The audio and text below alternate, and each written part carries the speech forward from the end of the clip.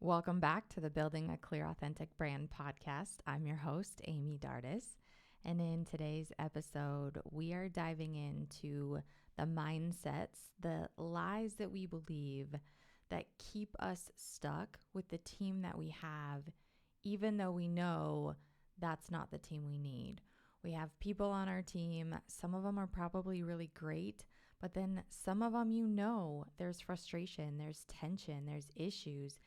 And it's there, you sense that, you know it, it's bothering you, it's weighing you down, but we hold on to them, we keep them. And so I want to dive into why we do that, because it's focusing on why we believe what we believe, or the thoughts that we have going through our mind that are determining the actions that we are taking or that we're not taking. And so I think there's really three main things that keep us stuck with people when we know that they're the wrong people, when we know we should let them go, we should open up that room for somebody else, someone who's a better fit, but we're afraid. And the first thing that I want to dive into is this idea that we believe that we're going to stay with the people we have because we're not going to be able to find the right people, right? Like, good people aren't out there. Like, this is just the best of what we have. And we have this settling mentality. We have this scarcity mentality that just says that no one out there wants to work. And so that's the soundtrack that's going through our mind, saying that the people we have, it's the best we're going to get. And if we let them go and we open it up for somebody else, we're not going to get anyone better. But that is a limiting belief. Like, that is a belief that keeps us stuck, and it keeps us holding on to the people we have, because what we want to do is we want to shift into this abundance mindset. We want to shift into this idea that there are people out there who want to work with for you, who are going to thrive working for you, who have the skill sets to work for you. But if we don't ever make room, if we're not ever willing to let go of what we have to make room for what's going to come next, then we're never going to get to experience that blessing. Or sometimes there's a blessing that comes in the sense that that wrong person that we're too afraid to let go of, they finally leave on their own, and then we're kind of forced into that situation. We're forced to then have to go out and look for somebody. But it's that feeling of relief. It's that feeling like they left and it sucks and it hurts. But at the same time, you're like, oh my gosh, thank goodness. Like, everybody around here is relieved. The whole environment shifts. And now we can move forward. Now we can find that new person. And then if we have a process that we know attracts the right people, that we're able to filter and qualify and know that the person that we're bringing on board is going to be a good fit, man, that is when the blessing comes. That is when we get to experience this change. And then we look back and like, why did I stay stuck? Why didn't I just have the courage to let them go when I should have? Because I could have saved myself all this time. So look, if you're in that situation and you have that person, is that one of the mindsets that's keeping you stuck, or that you just believe nobody else wants to work? But here's the thing with that. We are designed to work. At our human core, we have gifting, we have a desire, we have abilities, we want purpose in our life, we want meaning, we want impact, we want significance. The problem is most of us have veered off of this course so far and in so many different directions. It's hard to believe that we ever even felt like that we ever experienced that, because we get so weighed down by being in roles that don't align with our gifting. And so we become apathetic and we become discouraged. And the idea of going to work doesn't sound appealing. It doesn't sound fun, but nor does sitting at home and being idle. Like, that doesn't serve anyone either. I think we feel good when we feel like we've done something, that we've made an impact, that we've worked hard. And it's just this process of coming back to that, of realizing you do have specific gifting And when you're in roles that align with that, it makes a huge difference. And there is a process of this clarity piece of figuring out, what am I good at? Or as an employer, looking at candidates through a different lens and saying, what are you good at? Maybe you don't even know what you're good at, but we can find it in their story. We can find it through the evidence of what they've experienced, how they come alive, the things that they're passionate about. It's all there.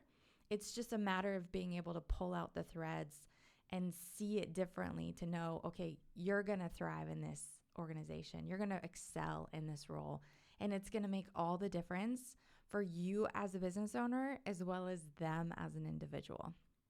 So second mindset that kind of keeps us stuck is sticking with the devil we know, right?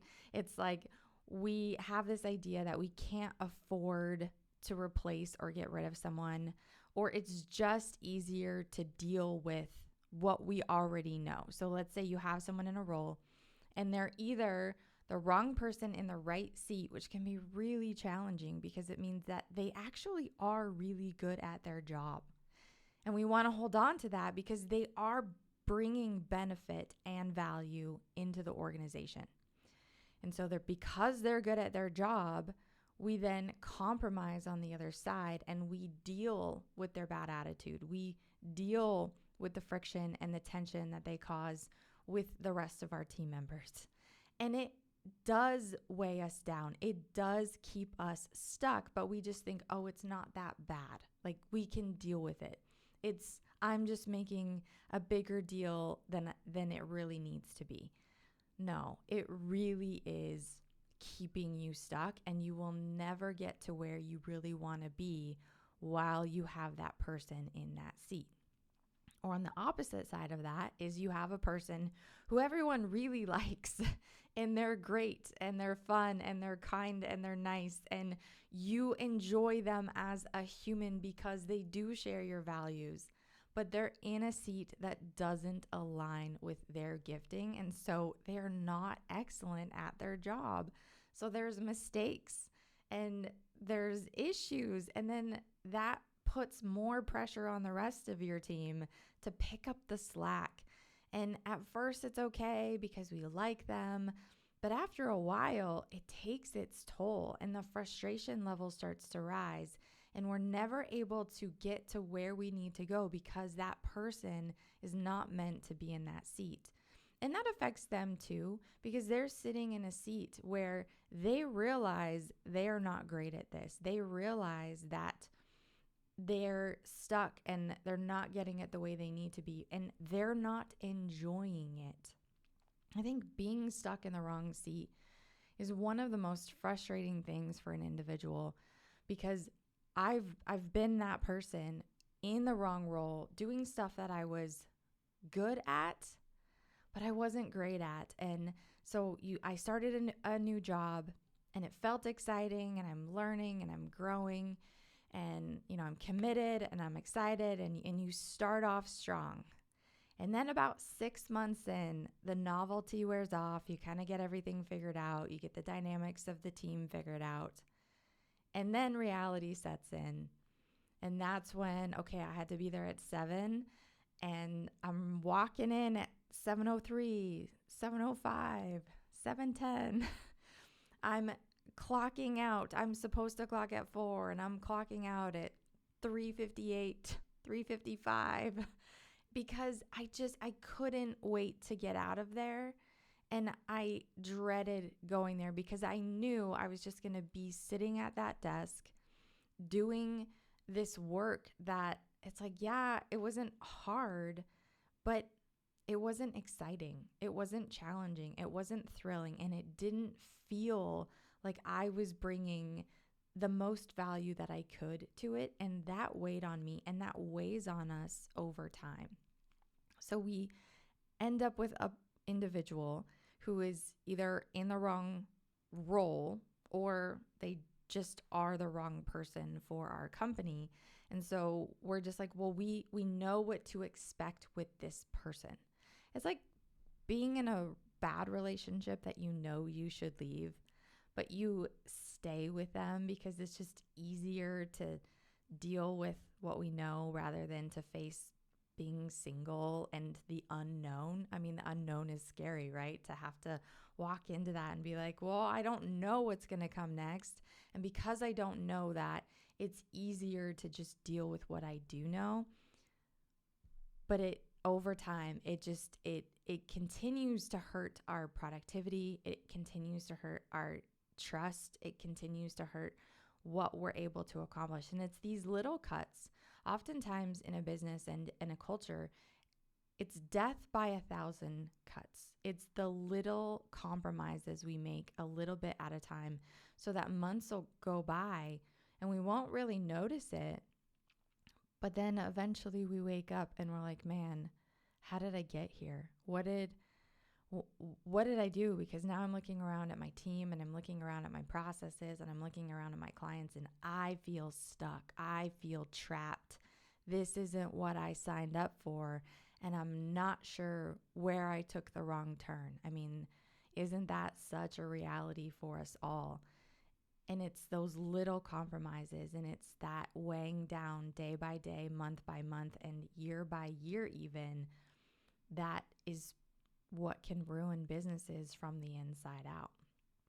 And then this third mindset is the idea that, okay, we recognize that they're the wrong person or they're in the wrong role. We know that there are issues. We've chosen to just stick it out, but we're choosing to stick it out because we think this person is going to get it. This person is going to change. So they just need a little bit more training. They just need another chance. They just need a little bit more time.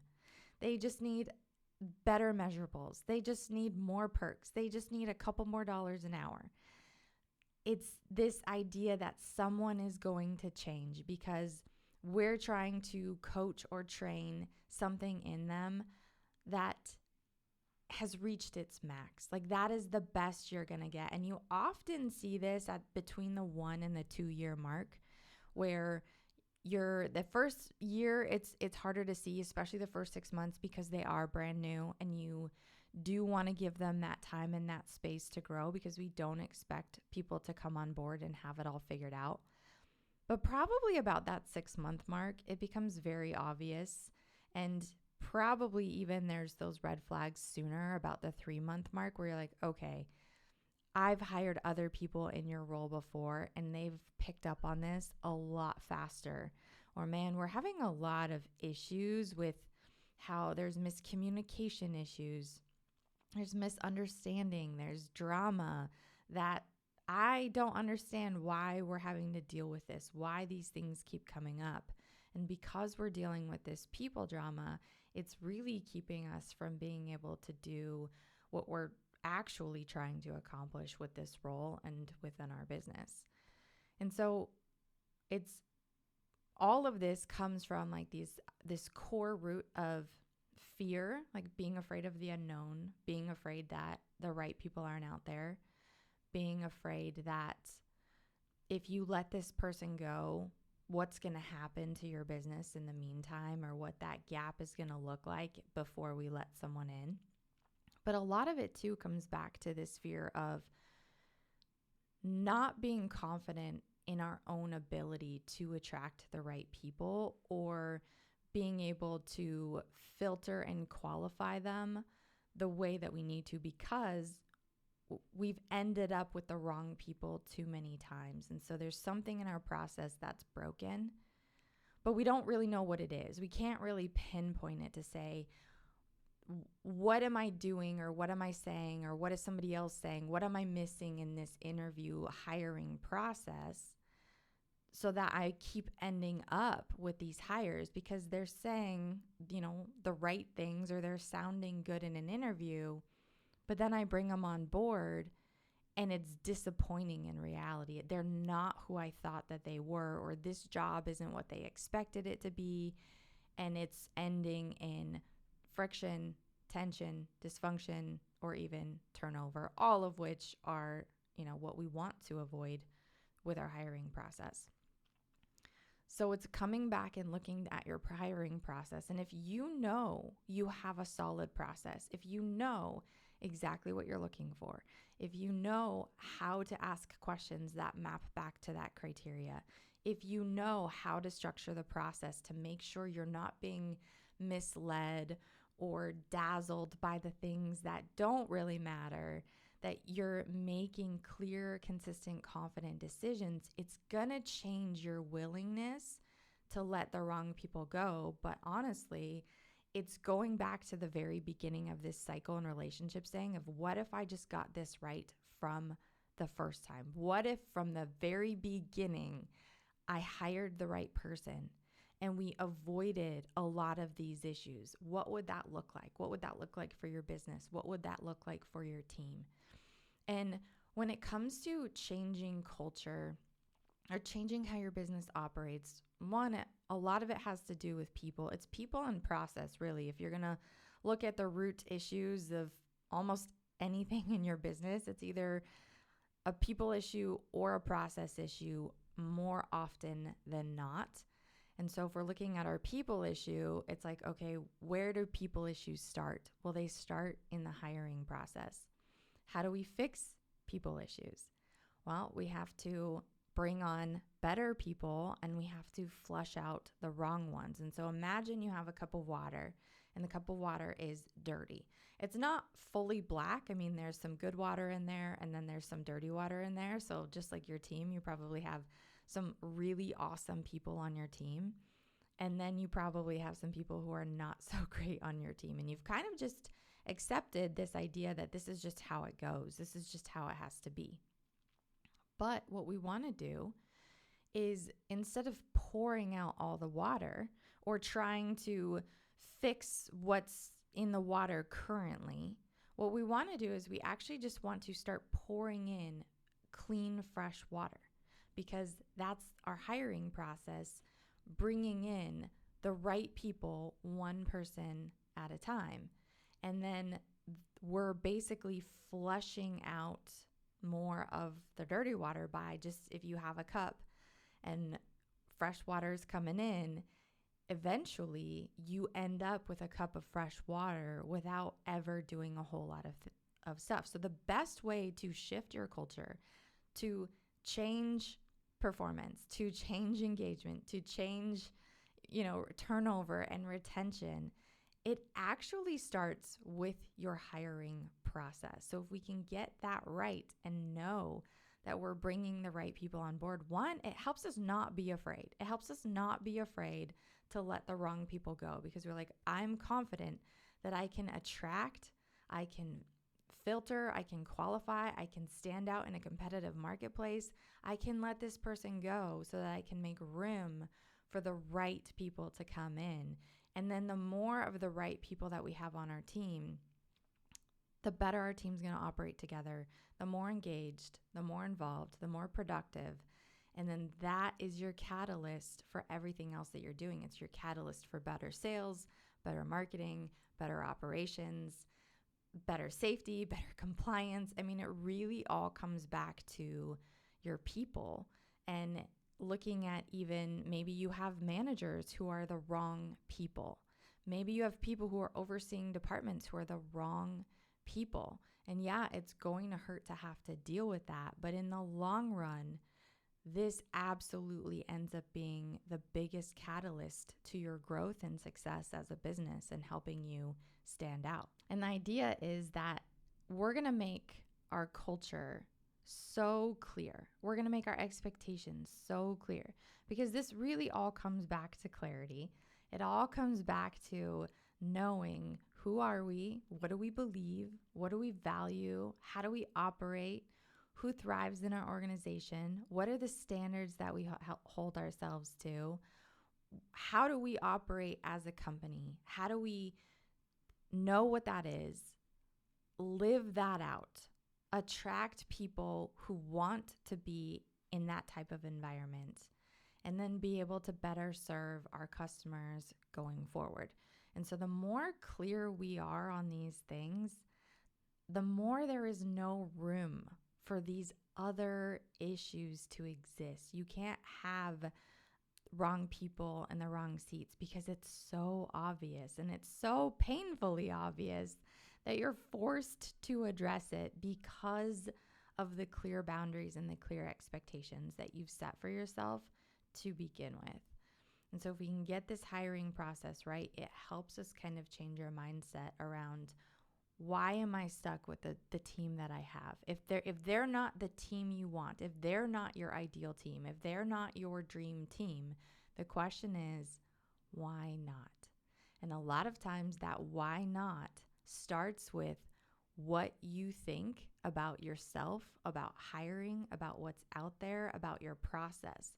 So if we can change what we believe, then we're going to start to change how we act, how we go through this process, the standards and the expectations that we set. And by doing that, we change the outcome. We change what our team looks like, so that there is no reason that you shouldn't have the best team of employees possible.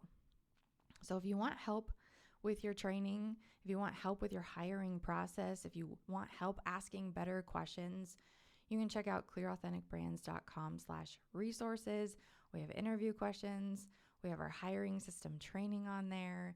You can check that out. But that is all for this episode. I will see you next time.